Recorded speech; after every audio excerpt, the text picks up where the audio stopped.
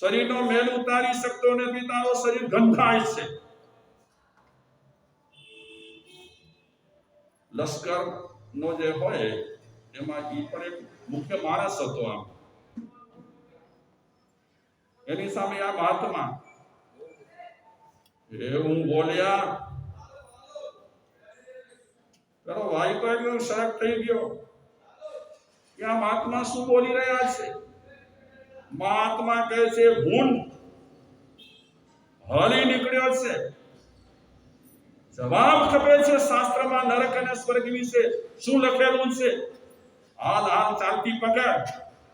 તારા જેવા તો કંઈક આવતા હોય ને કંઈક પ્રશ્નો પૂછતા હોય. નીકળ.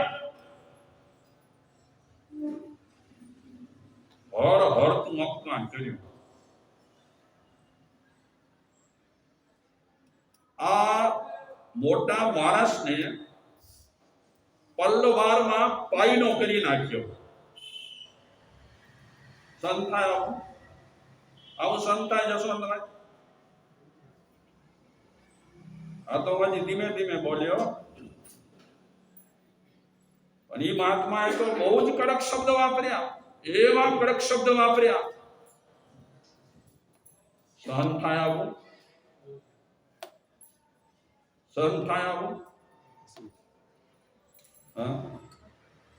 ન થાય તો આપણે સામાયિક કરીને ફાયદો શું ખાટ્યા. કાલે સામાયિકના પાઠ બાંધ્યા અને છોડ્યા. પાકું શું કર્યું આપણે? આ તો મજા કરું છું. સામાયિક કાંઈ પાકવો સહેલો છે? પંચરંગીરીઓ તો ચોમાસામાં કેટલી થઈ હશે? કઈક ચોમાસામાં કેટલી થઈ હશે? ગણતરી ન હોય એટલી જ પંચાંગીઓ થઈ હોય. અને આમે આજીવન સાધુ બન્યા હોય. નથી સમતામાં તમે આવ્યા, નથી સમતામાં હજી અમે આવ્યા. અને આમ સમતા આવી કઈ રમત વાત છે? સામાયિક બાંધી લીધું અને સમતા આવી ગઈ. આ યોદ્ધા સામે એવું બોલ્યા, એવું બોલ્યા. મહાત્મા કહે છે કે હજી તું બોલશે? તને કહું છું નીકળ અહીંથી. તારા શરીરમાંથી એવી ગંધ આવે છે, ઉબકા આવે છે મને. આવું કોઈ બોલે અને આપણે હાથ જોડીને બેઠા હોઈએ. બધું બેન આ બોલી હજી બોલો. બોલીએ આપણે આમ કે સત્ય વચન સ્વામી, તમે કહો છો એ સાચું છે. બોલીએ આપ.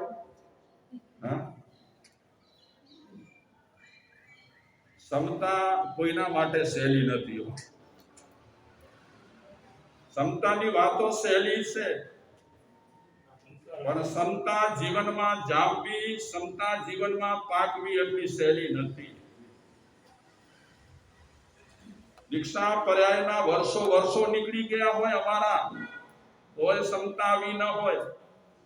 સંપ્રદાયો માટે લડતા હોઈએ, ઝઘડતા હોઈએ, વિવાદો કરતા હોઈએ, બિલકુલ સમતા આવી ન હોય. અને સમતા એટલી સહેલી છે કે 10 પંચમીઓ થઈ ગઈ એટલે સમતા આવી ગઈ. મધુબેન સહેલી છે એટલી સમતા? બિલકુલ નહીં. આમ સહેલી છે પણ આવી સહેલી નથી. એવું હરહરનું અપમાન કર્યું, એવા શબ્દ બોલ્યા. આ માણસ સાંભળે ને આમ વગર આગે જલી જાય એવા શબ્દો બોલ્યા. સૈનિકને એકદમ ગુસ્સો આવ્યો, શરીર ધ્રુજવા લાગ્યું. ક્રોધ આપણી સામે કોઈ કરતો હોય પણ એ શબ્દ આપણને એવા સંભળાવતો હોય, શરીર ધ્રુજે કે ન ધ્રુજે? વગર ઠંડીએ આપણું શરીર કંપવા લાગે કે ના લાગે? એક શ્લોકમાં એમ કીધું છે ક્રોધ આવે ત્યારે માણસના ત્રણેય ઋતુ આવે. ક્રોધ આવે ત્યારે ત્રણેય ઋતુ આવે. કઈ ત્રણ ઋતુ? ઠંડી એટલે શરીર ધ્રુજે. ક્રોધ કરીએ અને શરીર સ્થિર રાખીએ, બની શકે? માથા બાથા બધા આમ હાલે કે ના હાલે? હાથ બાથ બધા ધ્રુજે. એટલે ક્રોધ આવે ત્યારે માણસ શિયાળા જેવી ઠંડીનો અનુભવ કરે, એટલે મતલબ કે શરીરનું થરથર ધ્રુજે.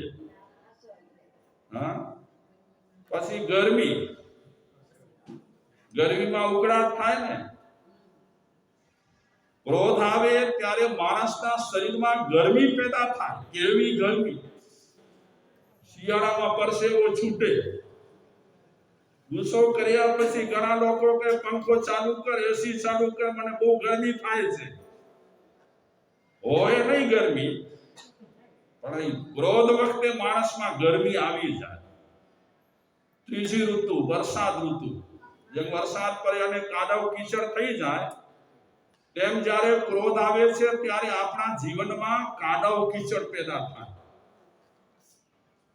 ક્રોધ કર્યા કરતી વખતે કે ક્રોધ કર્યા પછી તરત જ કઈ આપણને સાત્વિક વિચાર ના આવે. તરત જ આપણે ઠંડા થઈ જઈએ. ક્રોધ આવ્યા પછી તરત જ આપણે ઠંડા ન પડીએ. આ ભાઈ થરથર ધ્રુજવા લાગ્યા. એવો ગુસ્સો આવ્યો એ ભાઈને મહાત્મા પર. તલવાર મ્યાનમાંથી બહાર કાઢે છે, આખો લાલ ગુમ થઈ ગઈ છે. તલવાર મ્યાનમાંથી બહાર કાઢી અને મહાત્માના શરીર પર એક તલવાર મારવાની તૈયારી કરી કે હમણાં ફોડી નાખું આ સાધુડાનું માથું. એટલે એ સાધુ મહારાજ હસવા લાગ્યા અને કહેવા લાગ્યા કે નરકના દ્વાર ખુલી ગયા. એ ભાઈઓ, નરકના દ્વાર ખુલી ગયા. જ્યારે પણ માણસ ક્રોધ કરે ત્યારે નરકનો અનુભવ કરે કે ના કરે? આપણે ક્રોધનો સ્વાદ લઈએ છીએ, નથી લેતા? આપણે બધા ક્રોધનો સ્વાદ લઈએ છીએ અને આપણને અનુભવ પણ છે કે ક્રોધ આવે છે ત્યારે આપણી હાલત કેવી હોય છે. ધર્મ ભૂલી જવાય, નિયમ ભૂલી જવાય, સામાયિક ભૂલી જવાય, જાપ ભૂલી જવાય, સાધુ જીવન ભૂલી જવાય. ત્યારે તો આપણે એકદમ શેમાં હોઈએ? ક્રોધમાં. તો એને તલવાર તો ઉઘામી છે સાધુ મહારાજને મારવા માટે, પણ સાધુ મહારાજ હસી કરી અને બોલવા લાગ્યા કે નરકના દરવાજા ખુલી ગયા. એટલે ભાઈ હાથ આમને આમ રાખી દીધો. મહાત્મા કહે છે કે ભાઈ તે પૂછ્યું ને નરક અને સ્વર્ગ વિશે શાસ્ત્રમાં શું કહે છે? નરક અને સ્વર્ગ વિશે શાસ્ત્રમાં એક વાત એ કરે છે જે તું અનુભવી રહ્યો છે.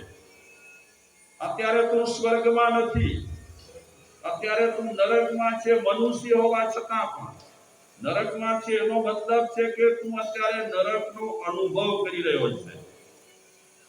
તું પોતે જ કબૂલ કે જ્યારે તને ક્રોધ આવ્યો છે ત્યારે તારી માનસિક સ્થિતિ કેવી છે?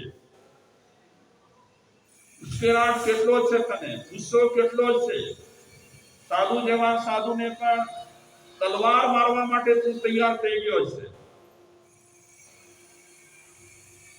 તેને સમજાઈ વાત.